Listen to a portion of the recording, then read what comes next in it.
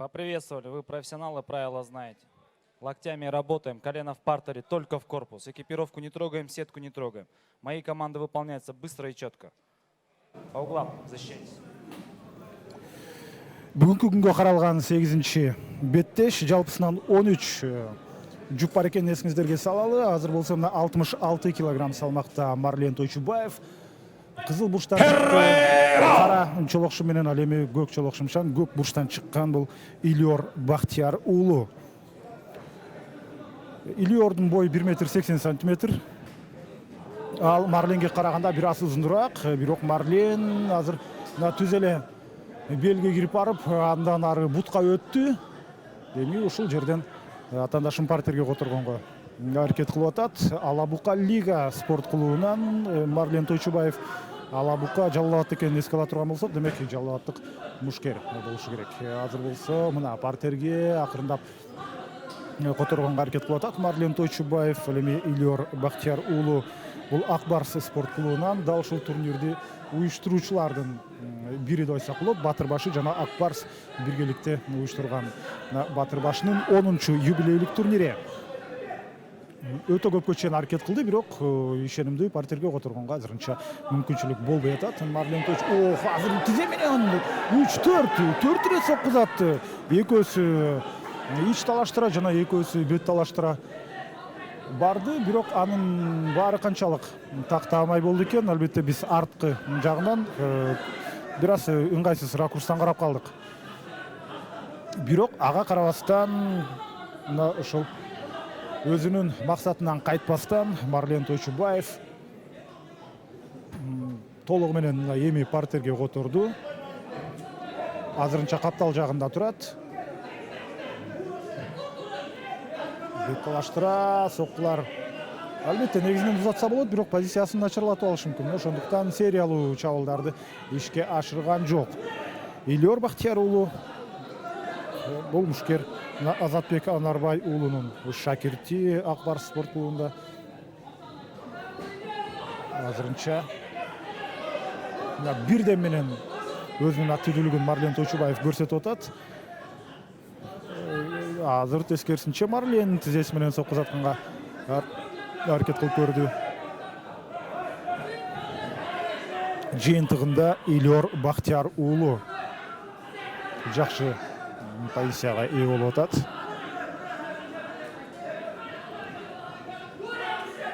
Жок, азырынча соккузатууга бир аз эртелик кылат. Алгач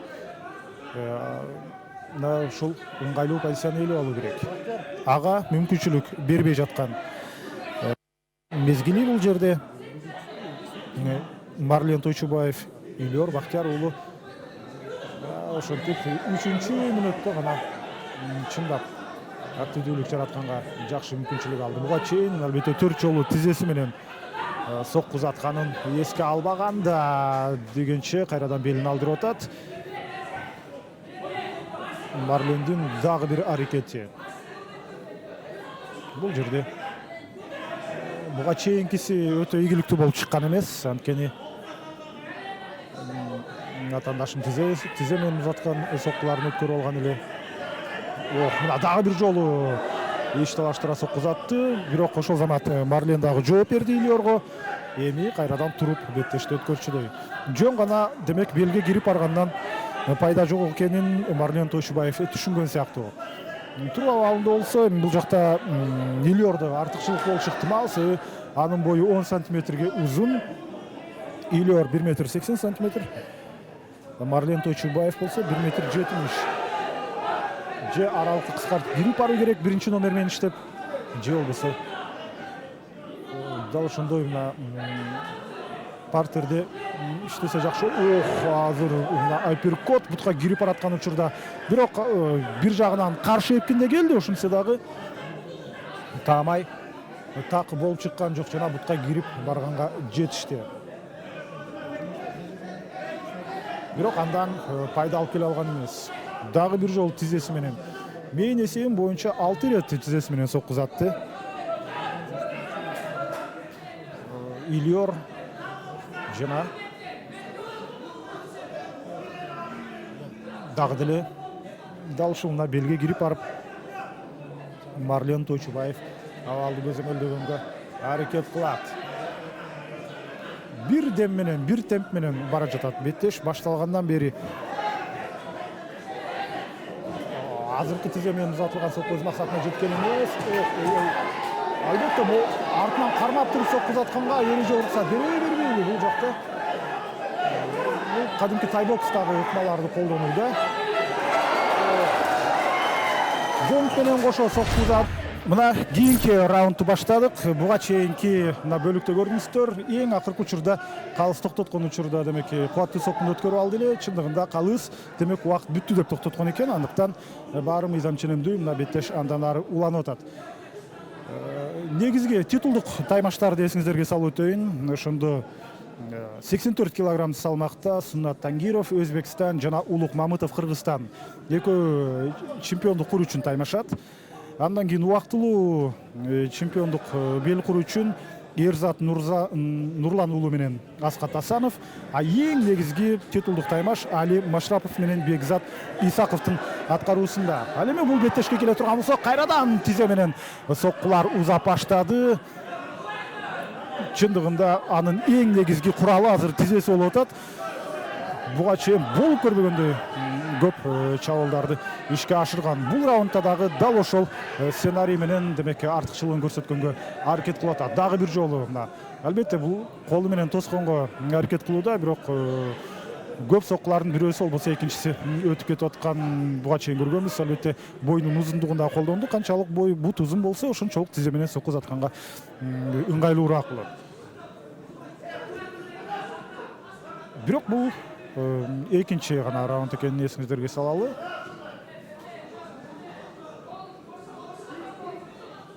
Кандай болгон күндө дагы биринчи раундда ишке ашпай калган аракетин улантуу керек болуп атат. Туруп жалпак тил менен айтканда стойкада ага чындыгында ийгилик жаралчудай эмес экенин түшүндү. Мына кызыл бурчтан чыккан Марлен Тойчубаев ошондуктан партерге которуу керек. Партерге которсо жок дегенде өзү атаандашынан сокку кабыл албай калат. Ал эми туруп беттешти өткөргөндө ал жактан артыкчылык да ушул жерде мына Илиор Бактияр уулунда болуп калары белгилүү болду. Андыктан биринчи раунддагы беттешке болгон демек стратегиясы туура болчу экен. Андан баш тартып, мына башкача абалда өткөрөм деди эле, андан майнап чыкпай калды. Марлен Тойчубаев үчүн жыйынтыгында кайрадан биринчи раунддун башындагы абалды көрүп атканбыз. Мына партерге которду. Эки мушкер тең жеңишке татыктуу экенин далилдеди. Экөө тең азамат. Буга чейин Марлен Тойчубаев дагы, Илиор Бактияр уулу дагы экөө тең бирден беттеш өткөргөн жана экөө тең ийгилик жараткан. Экөө тең аралаш мушташ өнөрү боюнча спорттун чебери. Азыр кол менен 1-2 соккусу Илиордун аткаруусунда тизе менен бара жаткан учурда капталдап кетип бул соккудан кутулду. Жана муунту ыкмасына түшүп калбайт болду экен. Эмне кылып атат? Калыстан эмнени сурады Илиор?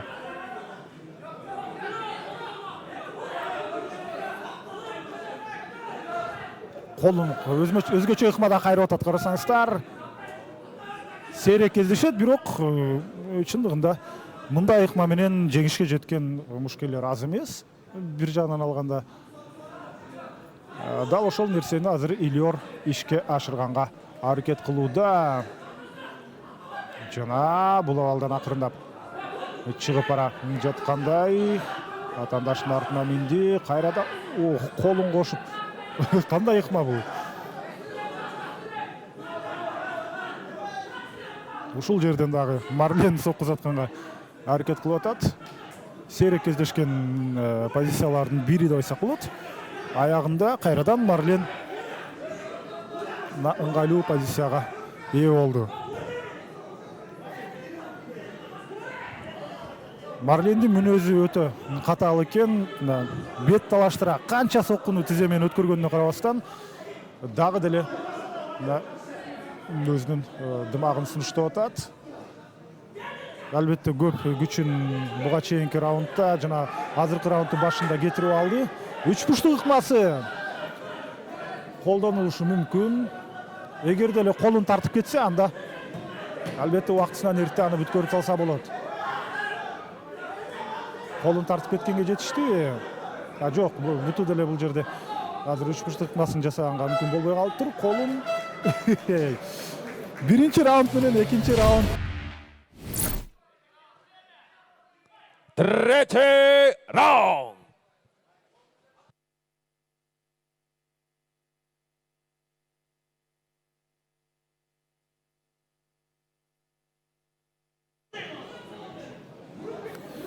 Ошентип кийинки жыйынтыктоочу раунд башталды. Эки мушкерге тең чындыгында аябай баа берип атам, анткени өтө оор беттешти өткөрүп атышат. Дагы бир тизе менен Ильордун аткаруусунда сокку жана бутка азыр Марлен Тойчубаев кирип барды. Жана Ильор муун ыкмасын колдонуп атат. Башка ракурстан карасак жакшы болмок. Ушул жерде азыр сонун бир жолу муунту эмес, кыкымтуу ыкмасын колдонуп аткандай көрүндү эле, бирок алдан Марлен кутулуп чыгып кетти. Мындай туруу абалында Ильордо артыкчылык бар. Карасаңыздар, өзүнө ыңгайлуу дистанцияны сактап алып туруп, колу менен, буту менен соккуларды узатып атат. Жана ал учурда бутка эмнегедир Ильор кирип барды. Ильордун ансыз деле стойкада туруу абалында жакшы мүмкүнчүлүктөрү бар эле. Мына бирок Ильор жыйынтыгында партерде ийгиликтүү тагыраак ыңгайлуу позицияга ээ болуп алды. Чындыгында өрт беттеш өтүп атат деп айтсак болот. Бул эки мушкер жеңиш үчүн колдон келгенин баарын жасаганга даяр экенин далилдөөдө. Капталына өтүп атабы? Же атандаштын капталына өткөнгө аракет кылып атат. Ильор Бахтияр уулу жана азырынча Марлен ага тоскоолдук жаратып, ал иш жүзүнө ашууда, астында жатып сокку узатам деп өз максатына жетпей калган. Сокку артынан сокку. Биз бүгүнкү беттеште көп көрө алган жокпуз. Дагы бир өзгөчө ыкмалардын бири. Муунтуу ыкмасын карасаңыздар, таптакыр башкача бутун ийилип туруп, жок, азыр муунтуу ыкмасы колдонулбай калды.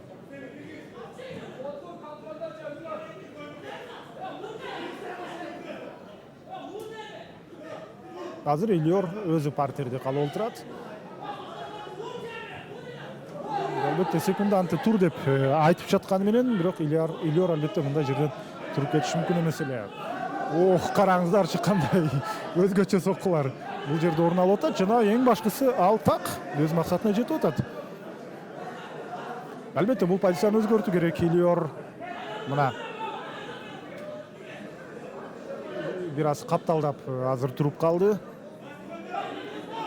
Эки мушкердин машыктыруучуларын эсиңиздерге салып өтөлү. Нурбек Раманкулов Марлен Тойчубаевдин машыктыруучусу, ал эми Азатбек Анарбай уулу бул Ильор Бахтияр уулунуку. Марлен Тойчубаевдин Терминатор деген лакабаты бар. Чындыгында Терминатор экенин көрдүңүздөр. Канча бет талаштыра соккуларды өткөрүп алганына карабастан, кабагым кашым деп өстөн беттешти улантып кетти. Мына ага Терминатор деген лакап ат жөн жерден берилген эмес. Чындыгында жаны темирден экенин далилдеп, азыр дагы деле активдүүлүгүн көрсөтүп атат. Марлен бутка кирип келген. Азыр тартып, демек атаандашын партерге которуурунан деле шек жок. Мына акырындап ал позиция деле болуп барат деле, бирок өзү артын алдырып койду. Бири-бирине өтө жакын беттеш өтүүдө. Калыстар үчүн чечим чыгаруу албетте жеңилге турчуда эмес. Азыр болсо демек мына бул ракурстан карайлы. Карасаңыздар, бутун кошуп туруп атаандаштары түртүп атат Марлен. өтө оор беттеш. Эки мушкер үчүн тең. Ар кандай абалда күрөш жүрдү. Кээде көбүнчөсү партерде, ал эми кээ бир учурда туруу абалындагы биз сокку затууларга дагы күбө болгонбуз. Марлен оң колу менен бир сокку, андан кийин атаандаштын артынан өтүп атат. Ал эми 15 секунд калды беттештин бүтөрүнө. Эмне кылган атат? Тейкдаун жасайм деген ою барбы?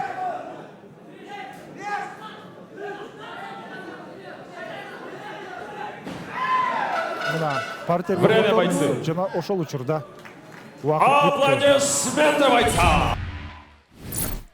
И у нас есть победитель. После 3 проведенных раундов единогласным решением судей победу одержал Эльяр Бахтияр